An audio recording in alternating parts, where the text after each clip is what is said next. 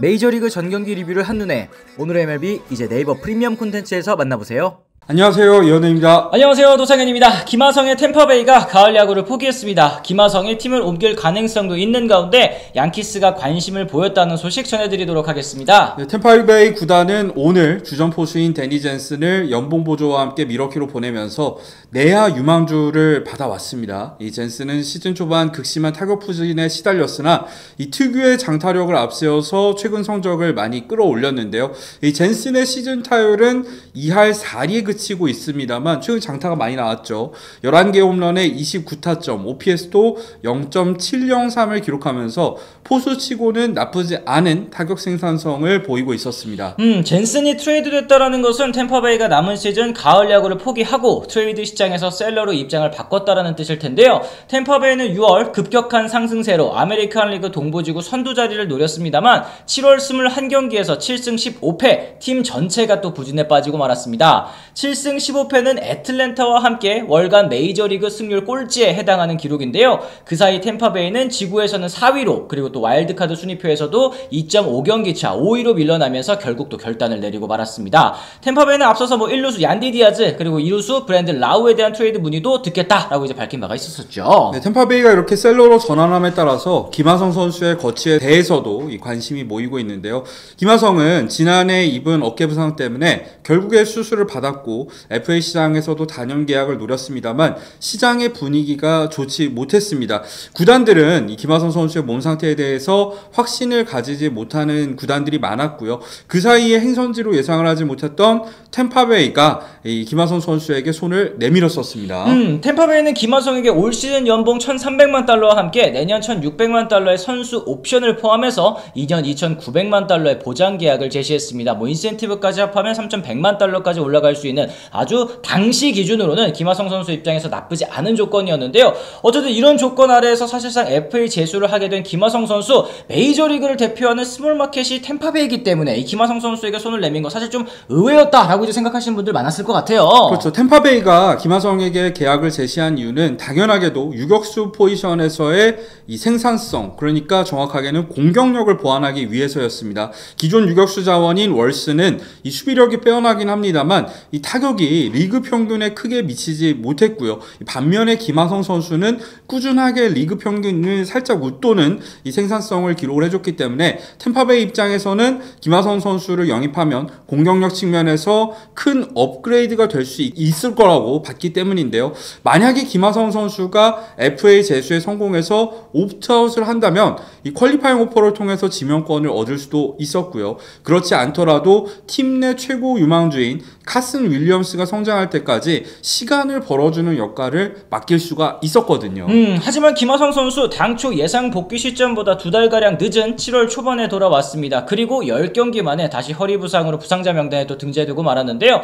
다행히 심각한 부상은 아니지만 이 FA 재수에는 좀 먹구름이 낀 셈이라고 할 수 있겠습니다. 올 시즌을 마치고 다시 FA 시장에 나설 수 있긴 하겠습니다만 이대로라면 오히려 내년 1,600만 달러의 선수 옵션을 실행하고 FA 삼수를 선택하는 것이 더욱더 나을 수도 있겠다는 생각이 좀 드네요. 네, 이런 와중에 양키스가 김하성 선수에게 관심을 보인다는 소식이 전해졌는데요. 뉴욕 포스트의 조엘 셔먼 기자는 양키스가 템퍼베이의 센터라인 내야수인 김하성을 포함해 호세 카바예로 그리고 테일러 월스에게 관심을 보이고 있다는 소식을 전했습니다. 양키스는 앞서서 콜로라도로부터 3루수인 라이언 맥맨을 영입을 했고요. 이 워싱턴으로부터도 우타 플래툰 자원이죠. 아메드 로사리오를 영입하면서 야수 보강에 나서고 있는 상황인데요. 양키스가 또 내야수 영입을 원하는 이유는 사실 주전 유격수인 앤서니 볼피의 올 시즌 부진, 그리고 앤서니 볼피의 백업 역시도 필요한 상황이기 때문으로 보입니다. 그렇습니다. 볼피는 2013년 데뷔 시즌 신인 유격수로는 제레미 페냐에 이어서 역대 두 번째로 골드글러브를 수상을 했습니다.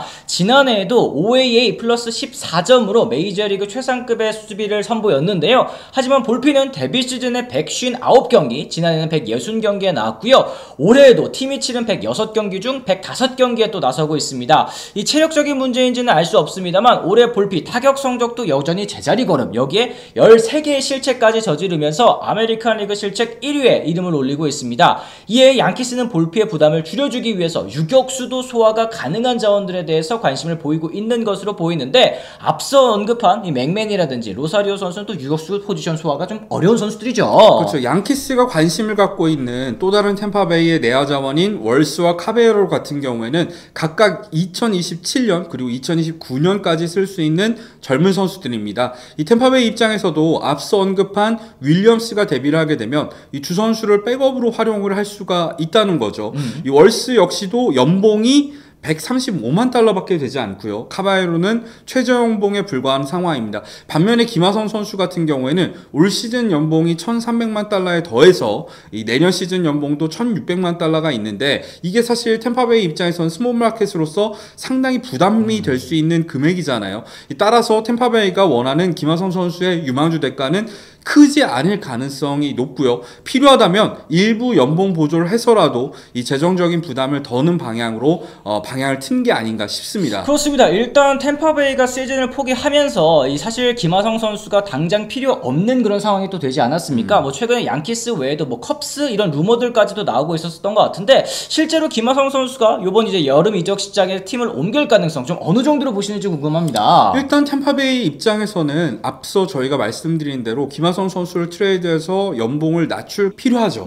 필요한 상황이긴 한데, 문제는 상대 팀들이 김하성 선수의 가치를 어느 정도로 보고 있을지입니다. 물론 김하성 선수가 내야수 골드글러브, 뭐 정확하게 유틸리티 플레이어 골드글러브를 받은 선수로 뭐 내야 전 포지션에서 수비를 잘하기도 하고, 이 타격 생산성 역시도 센터 내야수 치고는 평균 이상인 선수이긴 합니다만, 문제는 지난해에 입었었던 어깨 수술 여파, 그리고 올 시즌에도 허리 부상으로 결국에 이탈해 있다는 점을 생각했을 때 지금 시점에서 트레이드로 팀을 옮길 가능성 자체는 전 높지 않다고 봐요. 특히 양키스 같은 경우에는 앞서 말씀드린 대로 이미 내야 보강을 2명을 영입을 한 상황이기 때문에 김하성 선수가 양키스로 옮길 가능성은 생각보다 낮지 않을까. 그럼에도 불구하고 뉴욕포스트에서 얘기가 나오는 건 참 의외라고 생각을 했습니다. 그렇습니다. 말씀하신 것처럼 이제 양키스도 이 1,600만 달러의 김하성 선수의 연봉, 뭐 양키스도 사치세를 내고 있는 팀이기 때문에 아무리 돈이 많은 구단이라 그래도 조금은 부담이 될 수도 있겠다. 그랬을 때 연봉 보조 템파베이 쪽에서 조금이라도 얹어준다면 조금 가능성이 있긴 하겠습니다만,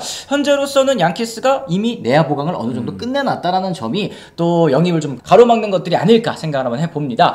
어쨌든 이제 양키스 실제로 과거에 겨울 FA 시장에서도 이 링크가 됐었던 팀이기도 하잖아요. 뭐 계속 이제 관심을 가지고 있다는 건 좀 알 수 있었어요. 그렇죠. 또 김하성 선수가 올 시즌 옵트아웃을 하거나 아니면 내년에 FA 삼수를 통해서 다시 한번 FA 시장에 나가게 됐을 경우에 양키스가 관심을 보일 가능성은 뭐 꾸준히 있겠다라는 생각이 들긴 합니다. 양키스는 김하성 선수 외에도 좌안을 포함한 불펜 자원 둘, 내야 자원, 그리고 유틸리티 플레이어를 영입하기 위해서 여러 팀들과 협상을 이어가고 있는 것으로 알려졌습니다. 팀 내 최고 유망주인 롬바드 주니어나 존스, 슐리틀러를 내주지는 않을 것으로 보이는 가운데, 양키스가 또 어떠한 소소한 영입으로 빈 구멍을 채울지, 또 김하성 선수가 팀을 옮기게 될지도 남은 이적 시장 관심 포인트일 것 같네요. 오늘 이처럼 저희가 김하성 선수와 관련된 여러 가지 소식들 전해봤습니다. 일단 가장 중요한 거는 김하성 선수가 허리 부상을 좀 빨리 털고 돌아와서 남은 시즌 소속팀이 어디가 됐든 성적 반등을 좀 이뤄내는 게 아닐까 생각을 하는데요. 김하성 선수의 또 빠른 복귀를 기원하면서 여러분들께서도 많은 의견과 댓글들 남겨주시면 좋을 것 같습니다.